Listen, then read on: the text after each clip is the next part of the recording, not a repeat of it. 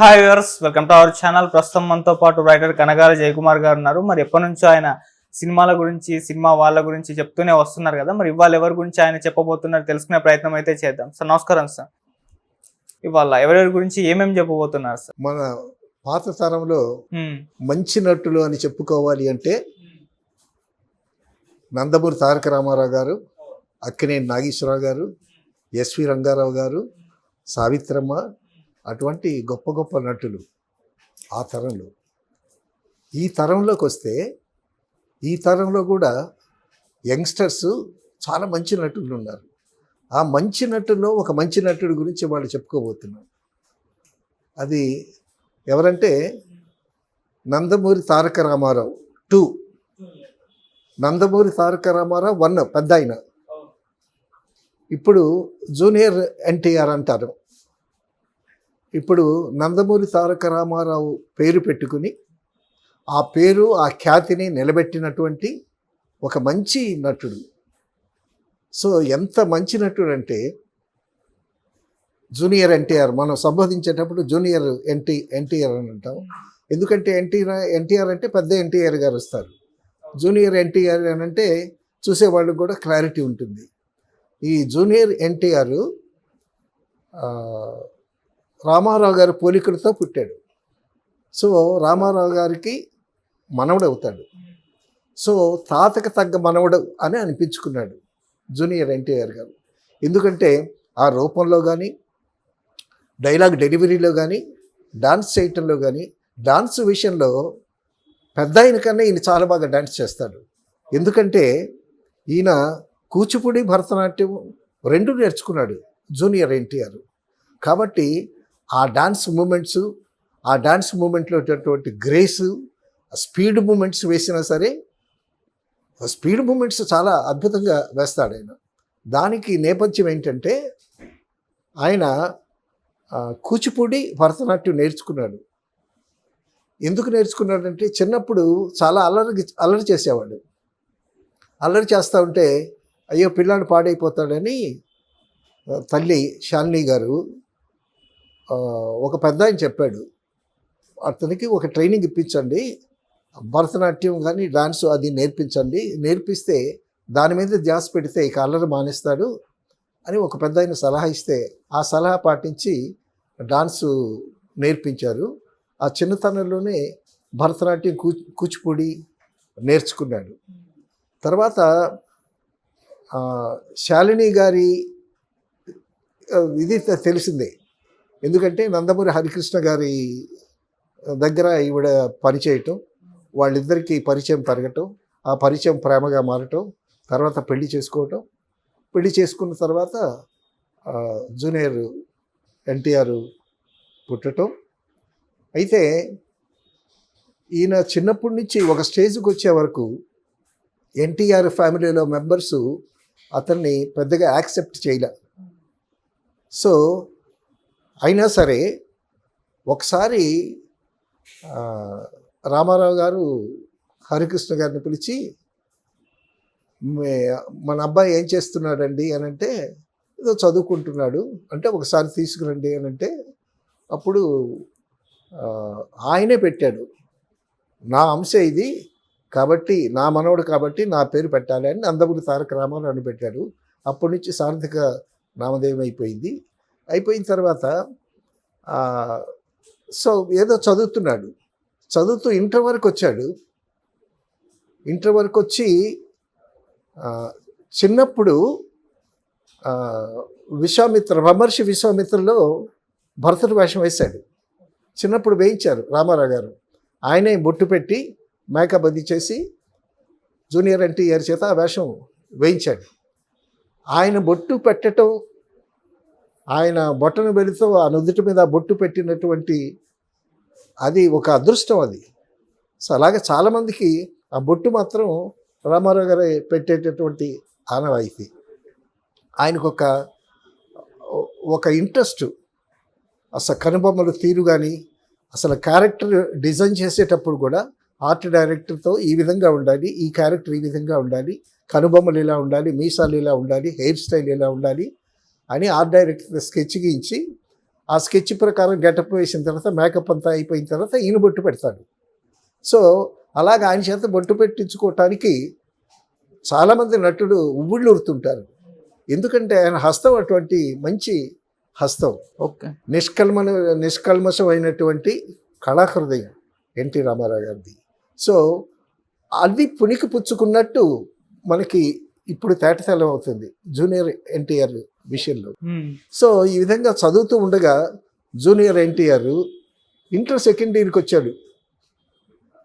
Inter second ఇయర్కి వచ్చినా కూడా రామారావు గారు తనకి నందమూరి తారక రామారావు అనేటువంటి పేరు పెట్టాడా? పెట్టిన తర్వాత పెద్ద రామారావు గారు హరికృష్ణ గారితో అబ్బాయిని తీసుకురండి అని అనగానే అది చూడంగానే ఒక గొప్ప అనుభూతి కలిగింది ఆయనకి, ఎవరు జూనియర్ ఎన్టీఆర్కి. అది అసలు ఎన్టీ రామారావు గారిని చూడంగానే ఎవరికైనా ఒక డెఫినెట్గా ఒక గొప్ప వ్యక్తిని చూసామనేటటువంటి ఫీలింగ్, అనుభూతి కలుగుతుంది. అటువంటి పర్సనాలిటీ. అందులో రాముడు కృష్ణుడు వేషాల్లో కానీ ఆయన్ని చూస్తే నిజంగా దేవుడు దిగొచ్చాడా అని భ్రమింపచేసేటటువంటి అంత గొప్ప పర్సనాలిటీ. సో నాకు తెలిసి ఎన్టీ రామారావు గారు అంత అందగాడు సినిమా ఫీల్డ్లో లేడేమో అని అనిపిస్తుంది. సో అటువంటి పోలికలు వచ్చాయి జూనియర్ ఎన్టీఆర్కి. సో ఈ ఇంటర్ చదువుతూ ఉంటుండగా ఫస్ట్ ఇయర్ అయిపోయింది, సెకండ్ ఇయర్లోని సినిమాల మీద ధ్యాస అంతా. సినిమాల మీద ధ్యాస అయితే కంపెనీలకు వెళ్ళి నేను ఎన్టీ రామారావు గారి మనవణ్ణి, నేను బ్రహ్మర్షి విశ్వామిత్రుల్లో కూడా వేషం వేశాను, అప్పటికే 2 సినిమాల్లో చైల్డ్ ఆర్టిస్ట్గా చేశాడు ఆయన అని వెళ్ళి అడుగుతూ ఉండేవాడు. అడుగుతూ ఉంటే పెద్దగా స్పందించలేకపోతే అప్పుడు రాఘవేంద్రరావు గారి దగ్గరికి వెళ్ళాడు జూనియర్ ఎన్టీఆర్. ఏమండి, నాకు డాన్స్ వచ్చు, నేను బాగా నటిస్తాను, నన్ను సినిమాలో హీరోగా చెయ్యండి అని చాలా ధైర్యంగా అడిగాడు. ధైర్యంగా అడిగేసరికి అతను డైరెక్ట్గా వచ్చి ఆ ధైర్యంగా అడిగినటువంటి ఆ మాటలకి మెచ్చుకుని అప్పుడు ఎవరు రామోజీరావు గారికి రెఫర్ చేశాడు ఆయన. ఓకే. రామోజీరావు గారికి రెఫర్ చేస్తే రామోజీరావు గారేమో ఆ కుర్రాడిని పిలిపించి నేను మేకప్ టెస్ట్ అదంతా చేసి ఆడిషన్ అంతా చేసి నేను చెప్తాను, ఆ కుర్రాడు పైకి వస్తాడండి, ఆ కుర్రాడిని హీరోగా పెట్టి ఆ కుర్రాడికి తగ్గ హీరో, అప్పుడు ఏజ్ తక్కువలో ఉన్నాడు కదా, ఇంటర్ సెకండ్ ఇయర్ అంటే ఏజ్ తక్కువగానే ఉంటుంది. సో ఆడిషన్ చేశారు. ఆడిషన్ చేసి బాగానే ఉంది, సబ్జెక్టు సెలెక్ట్ చేస్తామని చెప్పి అనుకుంటుండగా ఎంఎస్ రెడ్డి గారికి దగ్గరకు వచ్చింది ఆ ప్రస్తావన. అప్పుడు ఎంఎస్ రెడ్డి గారు రామోజీరావు గారు చెప్పారో లేకపోతే ఎంఎస్ రెడ్డి గారికి ఆ థాట్ వచ్చిందో, ఎంఎస్ రెడ్డి గారు ఆ కుర్రాడిని చూసి రామారావు గారి పోలికలు కనిపిస్తున్నాయి, చాలా హుషారుగా ఉన్నాడు, తర్వాత ధైర్యంగా మాట్లాడుతున్నాడు, కెమెరా ముందు ధైర్యంగా యాక్ట్ చేయగలడు, తర్వాత చిన్నప్పుడే భరతనాట్యం కూచిపూడి చేసుకున్నాడు, డాన్స్ కూడా బాగా చేస్తాడు అనేటటువంటి ఒక మంచి ఇంప్రెషన్ కలిగి మరి ఆ ఏజ్లో ఏంటంటే అటు ఇటు కాకుండా ఏజ్ బాగా టీన్స్ అనమాట. అక్కడ పెద్ద హీరోగా పనికిరాడు, చైల్డ్ ఆర్టిస్ట్గా మధ్యలో ఉన్నాడు. అప్పుడు బాలరామాయణం అని పిల్లలతో చేద్దామని గుణశేఖర్ డైరెక్టర్ని పిలిచి, సో గుణశేఖర్ కూడా సజెస్ట్ చేశాడు ముందు. ఎందుకంటే రామాయణం తీశారు ఇంతకుముందు, ఇప్పుడు ఆ బాలలతో రామాయణం తీద్దామండి అనేటటువంటి ఒక థాట్ ఎంటర్టైన్ చేశారు. అప్పుడు ఇతన్ని రాముడిగా పెట్టి అప్పుడు బాలరామాయణం చేశారు. అయితే నేను బాపు గారు రామాయణం ఆల్రెడీ చేసి ఉన్నా. నాకు గుణశేఖర్ గారు ఒక మంచి ఫ్రెండ్. నేను ఒకసారి ఆయన కలవటం తటస్థించింది. జయకుమార్ గారు రండి, మీ గురించి అనుకుంటున్నాను, నేను ఆడబోయిన తీర్థం ఎదురొచ్చింది, వెతుకుతున్న తీగ గాలికి తగిలింది అని చెప్పి నన్ను కూర్చోబెట్టి వాళ్ళ ఇంట్లో ఏదో పిండి వంటలు అవి ఉంటే ఆ మేడం గారు తీసుకొచ్చి నా దగ్గర పెట్టారు. నాకేమో సర్ప్రైజ్, ఏంటి ఇలా అంటున్నాడని. అని అంటే అప్పుడు చెప్పాడనమాట, జూనియర్ ఎన్టీఆర్తో, రామారావు గారి మనవడితో బాల రామాయణం తీస్తున్నాం, మీరు ఆల్రెడీ సంపూర్ణ రామాయణం చేశారు కాబట్టి ఈ సినిమాకి మీరు పని చేయాలి అని అన్నాడు. అని అంటే నేను సంతోషించాను. నెక్స్ట్ డే ఎంఎస్ రెడ్డి గారి ఆఫీస్కి రండి 10 గంటలకి అని అన్నాడు గుణశేఖర్. నేను 10 గంటలకు కూడా నేను వస్తాను, ఎంఎస్ రెడ్డి గారితో పరిచయం చేస్తాను మీకు సో అని అన్నాడు. నేను నెక్స్ట్ డే ఎంఎస్ రెడ్డి గారి ఆఫీస్కి 10 గంటలకు వెళ్ళాను. 10 గంటలకు వెళితే గుణశేఖర్ 10 గంటలకు వస్తానన్నాడు, రాలా. ఎంఎస్ రెడ్డి గారు రాలా. ఈలోగా ఎంఎస్ రెడ్డి గారు వచ్చారు. ఎంఎస్ రెడ్డి గారు వచ్చేసరికి మరి ఆయన ప్రొడ్యూసర్ కదా, నమస్కారం అండి అన్న. అని అంటే ఎవరు నువ్వు అని అన్నాడు.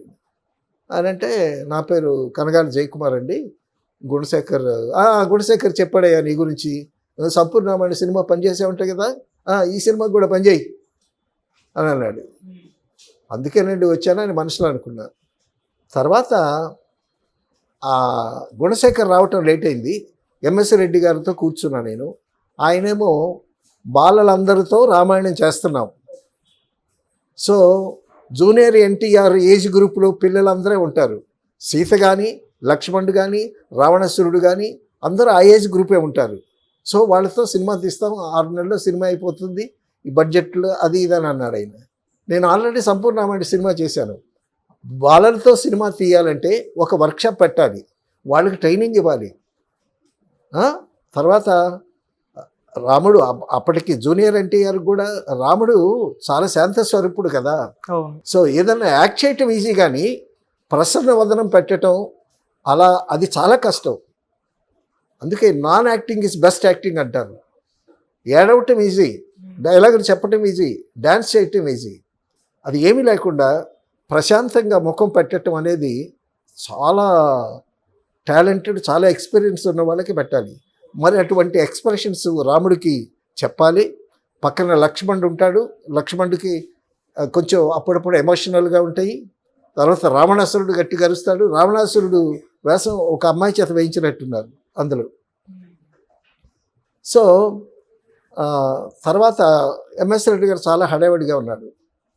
అబ్బాయి నేను మెడ్రాస్ వెళ్తాను, మెడ్రాస్ వెళ్ళి వచ్చిన తర్వాత కాదు, తర్వాత చూద్దాం అది ఇది అన్నాడు. అనేసరికి తర్వాత నేను ఎందుకో ఆయన మాటే కాస్త పెడిసిగా ఉంటుంది. సరే అది చిన్నపిల్లలతో రామాయణం 6 నెలలు తీయటం అనేటటువంటిది జరిగే పని కాదు. అందుకోసమని నేను ఆ సినిమా చేయకూడదని అనుకున్నాను. తర్వాత గుణశేఖర్ గారిని కూడా కలవలేకపోయాను. సో అదొక ఎక్స్పీరియన్స్ పిల్లలతో చేయటం అనేది. తర్వాత ఆ మీనియేచరు, ఇప్పుడు రావణాసురుడు సింహాసనం మీద కూర్చుంటాడు,